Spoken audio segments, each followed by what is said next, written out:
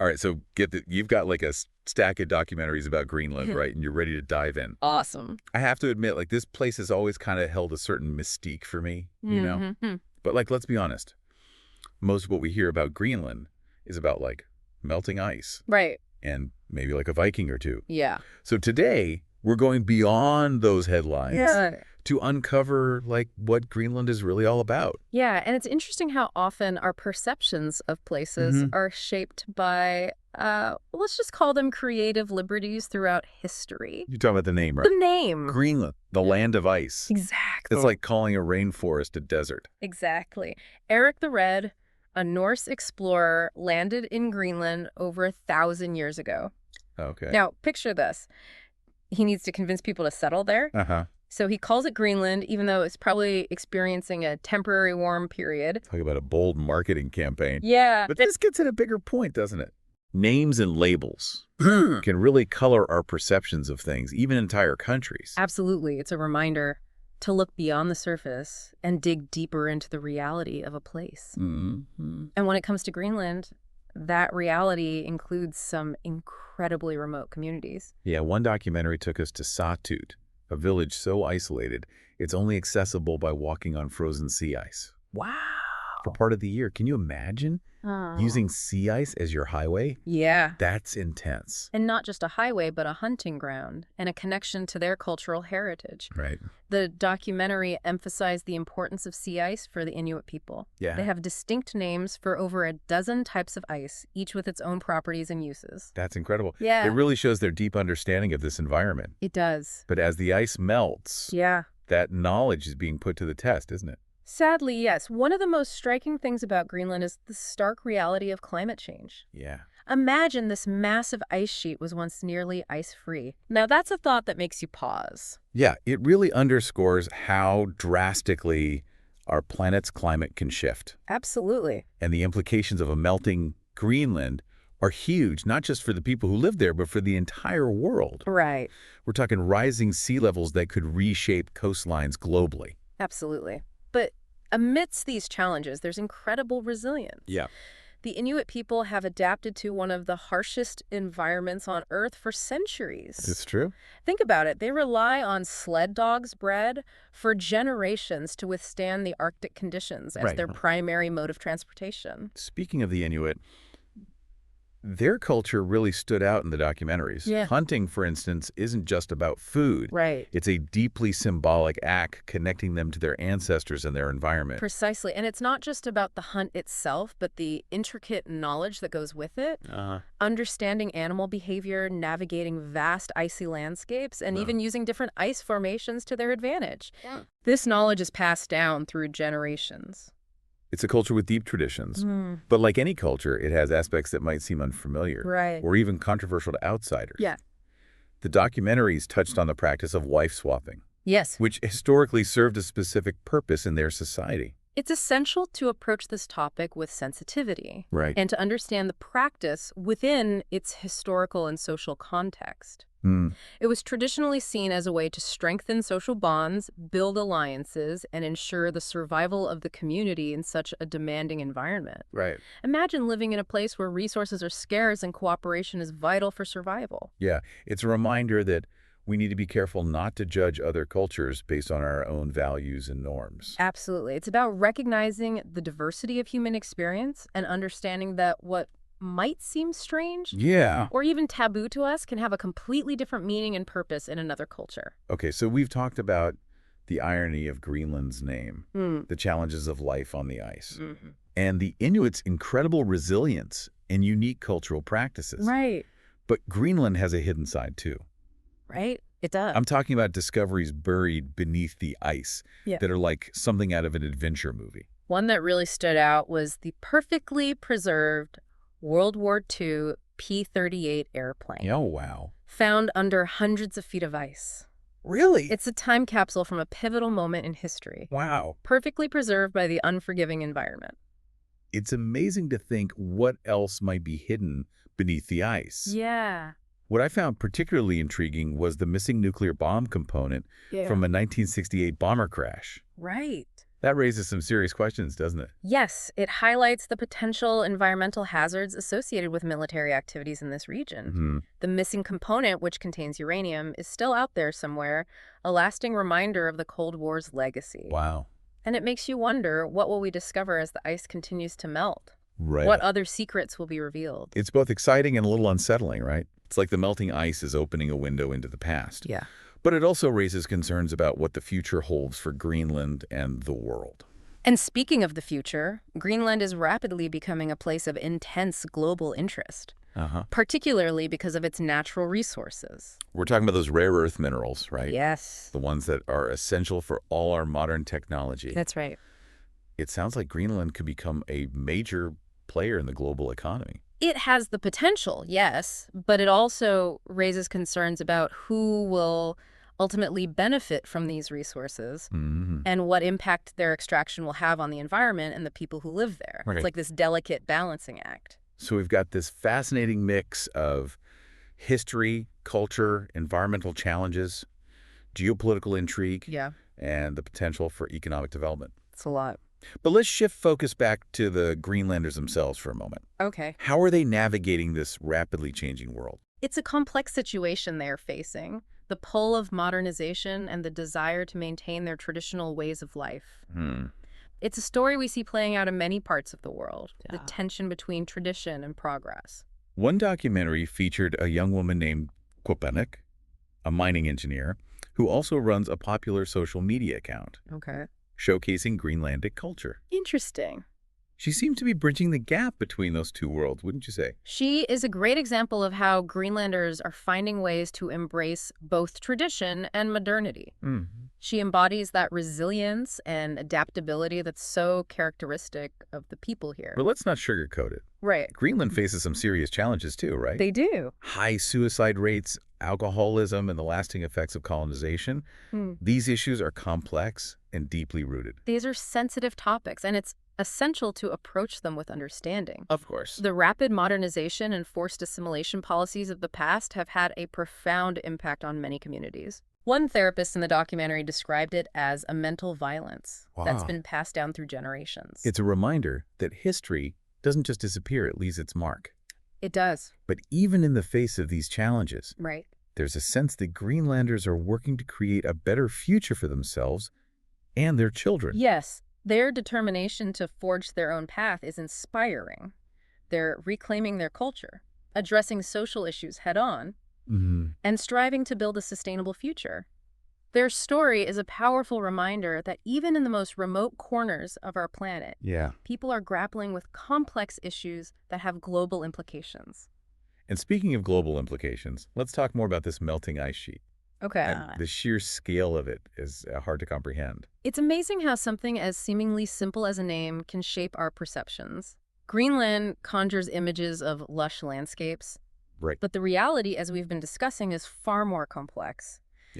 And that complexity extends to the challenges they're facing, particularly with the melting ice sheet. We've talked about the global impact of rising sea levels. But what about the impact on Greenland itself? I mean, what happens to the people who live there when their very landscape is changing? That's a crucial point. Think about it. Their homes, their hunting grounds, their very way of life is tied to the ice. As it melts, it's not just an environmental shift. It's a cultural and societal upheaval. One of the documentaries featured an Inuit elder who said, "The ice is our life." Wow. It was so poignant. It really drives home the personal impact of climate change. Yeah. We often hear about it in abstract terms, but this makes it real tangible. And it's not just about the loss of ice, but also about what's being revealed as the ice recedes.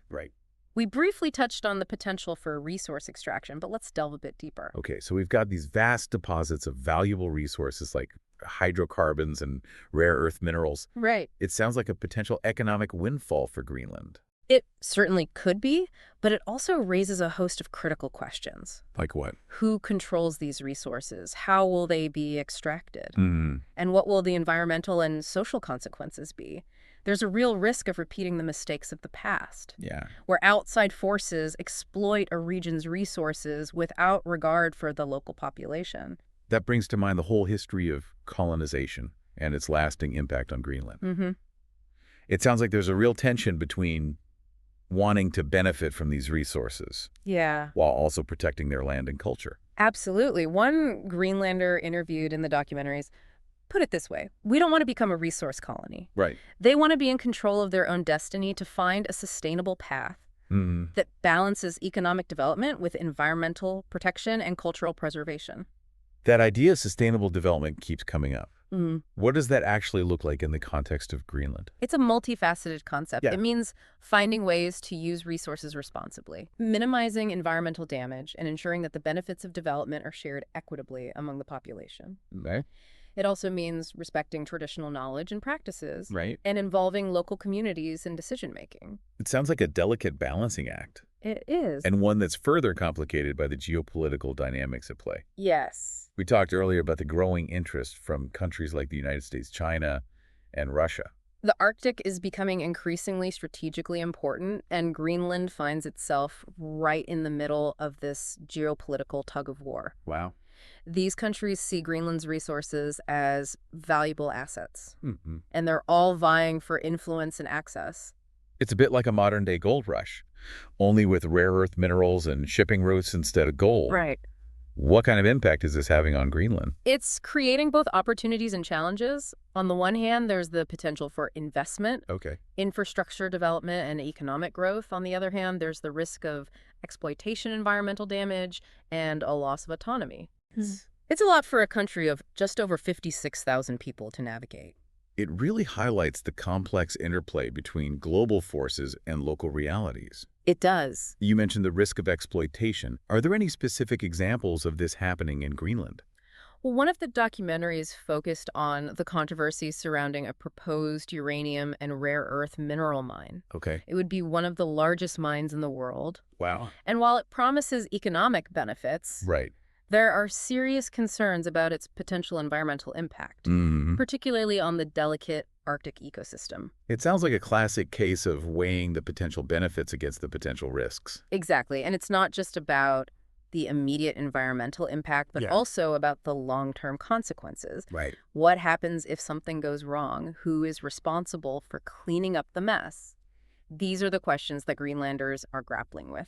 This mine also seems to be a focal point for geopolitical tensions. That's right. The project has become entangled in the competition between the U.S. and China, both of which are eager to secure access to Greenland's rare earth minerals. Right. There's a concern that Greenland could become caught in the crossfire of this rivalry. Oh, wow. Its resources used as bargaining chips in a larger geopolitical game. So you've got this small nation trying to assert its independence and control its own destiny, while also being pulled in different directions by global superpowers. It's a tough position to be in. It really underscores the challenges faced by many smaller nations in today's world. They're trying to balance their own interests with the pressures and influences of larger, more powerful actors, and it's a balancing act Yeah. that's becoming increasingly difficult in our interconnected world. Speaking of interconnectedness, we've talked a lot about the global impact of the melting ice sheet. Right. But let's bring it back to the personal level for a moment. What are the everyday realities for people living in Greenland Okay. as their environment changes? Well, imagine a place where the very ground beneath your feet is shifting.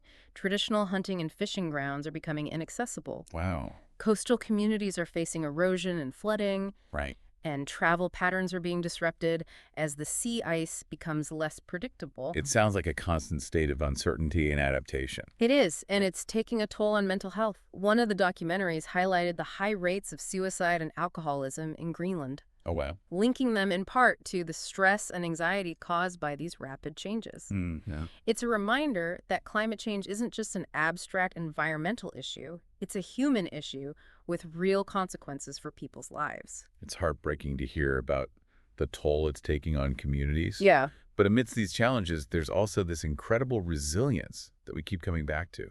Absolutely. Greenlanders have a long history of adapting to change, and they're finding ways to cope with these new realities. They're developing new technologies, exploring alternative livelihoods, and strengthening their community bonds to support each other. One thing that really struck me was the emphasis on education. They seem to understand that investing in the next generation is crucial for navigating the future. That's right.